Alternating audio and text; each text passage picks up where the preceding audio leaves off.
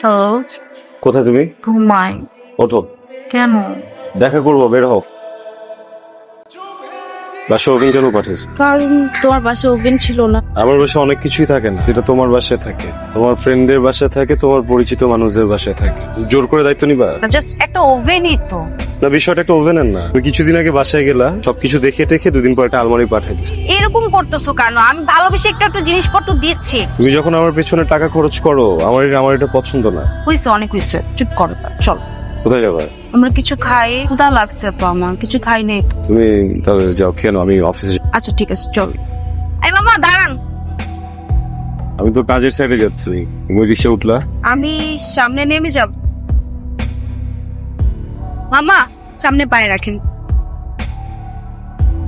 সাবধানে যাও। তুমিও সাবধানে যাও। মামা যান। এখন কয়টা বাজে? 11টা বাজে। নির্লিপ্তের মতো বলে ফেললে এখন 11টা বাজে। তুমি যে একটা দায়িত্ব জ্ঞানহীন মানুষ, এটা তোমাকে দেখলেই বোঝা যায়। 11টা বাজে এটা নির্লজ্জের মতো কেমনে বলছো? বলবে আমি ঠিক টাইমে আসছি, আমার কাজ তো চলছে ভাইয়া, তাহলে আপনি চিৎকার করছেন কেন? আহা, চিৎকার করবো না, উপর মহল থেকে চাপ আসছে, প্রতিটা টয়লেট আমার সুন্দর মতো বুঝাই দিতে হবে। ক্লায়েন্ট আমাকে প্রেসার দিচ্ছে, এভাবে চলতে পারে না। বলবে আমি একজন ইঞ্জিনিয়ার, আপনি আমার সাথে এভাবে চিৎকার করতে পারেন না, আমি তো কথা বলছি আপনার সাথে। না ভাই, তুমি আস্তে কথা বল, কথা মুখে যাইতেছে না। ইঞ্জিনিয়ার আমি বেটা, ফাইজলামি আমি করছ তুই? নাফিস, এই চুপ, কিসের নাফিস? তোর মহল্লার ছোট ভাই আমি, মূর্খ কথাকার, দালাল একটা। সমস্যা কোথায় এগুলো মানুষরা? ওরা যদি কাজ না করে কাজে চাকরি দিয়ে তোর বাপ এসে কাজ করবে? হ্যাঁ, আমার ডিউটিটা ঠিক মতো না করতে পারলে তো সবকিছু আমি বুঝাইতে পারবো না। আমার তো চাকরি থাকবে না। করবে না তোর চাকরি? আমার বাবা এত কষ্ট করে পড়ালেখা করে ইঞ্জিনিয়ার বানাইছে, তোর মতো দালালের কথা শোনার জন্য না। নাফিস, তুমি কিন্তু ভুল বুঝতেছো, আমি আবারও বলে দিলাম কিন্তু। হ্যালো, কাজের সময় বারবার ফোন দিচ্ছ কেন? কি হয়েছে বলো না। ফোনটা রাখো। কোনো সমস্যা হয়েছে অফিসে? আরে ভাই, ফোনটা রাখো।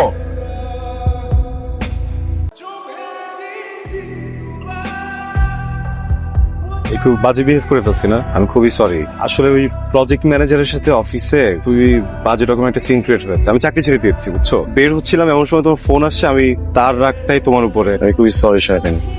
কি মন খারাপ তোমার? মন খারাপ হবে কেন? একটু বিরক্ত, কিন্তু তারপরও খুব স্বস্তি বোধ হচ্ছে, বুঝছো, যে ফাইনালি একটা সিদ্ধান্তে আসতে পেরেছে। ভাবছি একটা ফার্ম দিব। আরে তুমি হাসতেছো কেন? না, ভালো ডিসিশন নি।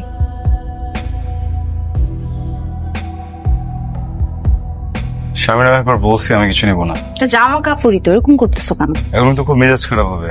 একদিনে মানুষ কতবার মেজাজ খারাপ করে? ঠান্ডা হও, রিল্যাক্স, চিল। Excuse me.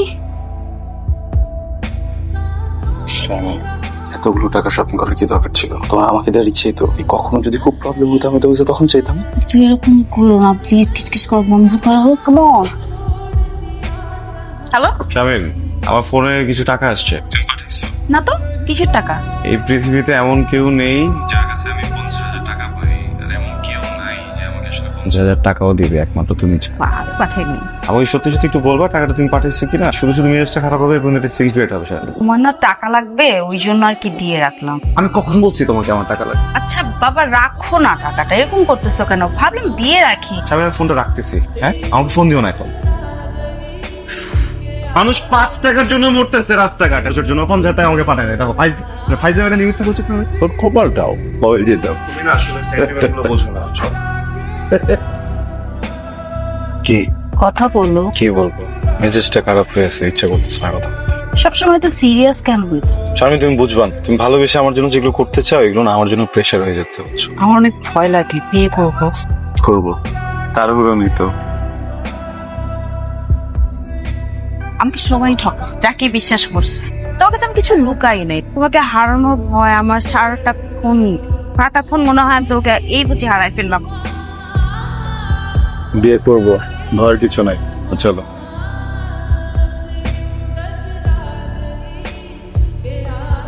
আচ্ছা, তুমি কোথায়? বাসে নাকি বাইরে? আমি ফারুকের সাথে একটু কথা বলছি, সমস্যা নাই, বলো। আমি তোমাকে বললাম না যে আমার পরিচিত একটা ফার্মে আমি কন্ট্যাক্ট করব, তো ওরা তোমার সাথে কালকে মিট করতে চাচ্ছে। আচ্ছা ঠিক আছে, ফোন দিচ্ছি পরে তাহলে। ওকে, রাখছি, লেটার, বাই।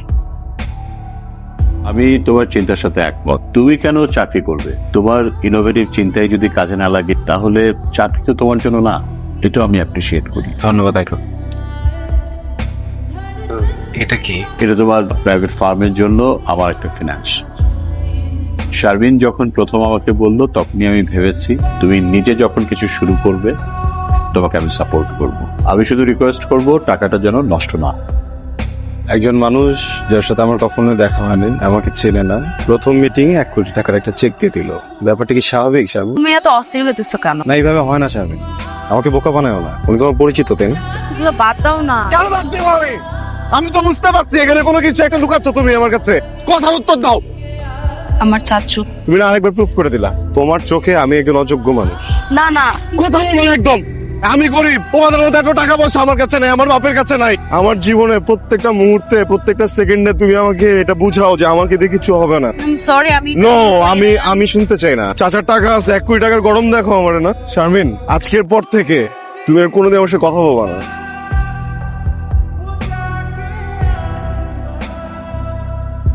এই জামানায় এরকম কেউ তোকে ভালোবাসবে। ভাই, আমার ভালোবাসা আমার দরকারও নেই। এই ভালোবাসা আমি কি করবো বলো? আমি নিজের মতো করে কিছুই করতে পারছি না। তুমি বসো, আমি ফোন আসলে প্লিজ আমাকে দিও না।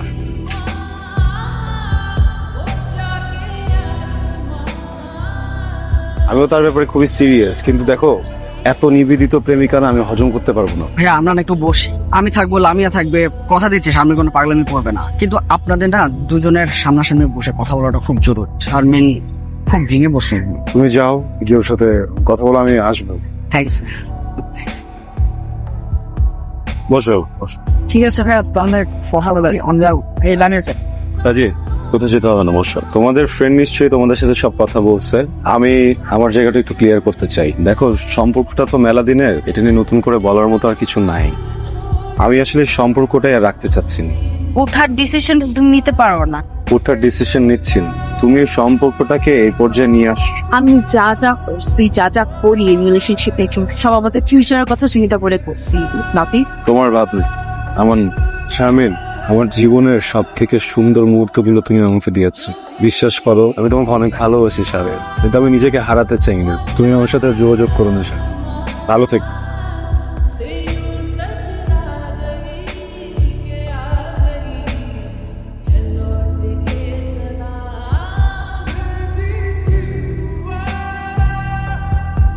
তুই যদি একদিনের জন্য আমাকে ভাই হিসেবে মানিস তাহলে কথা বল।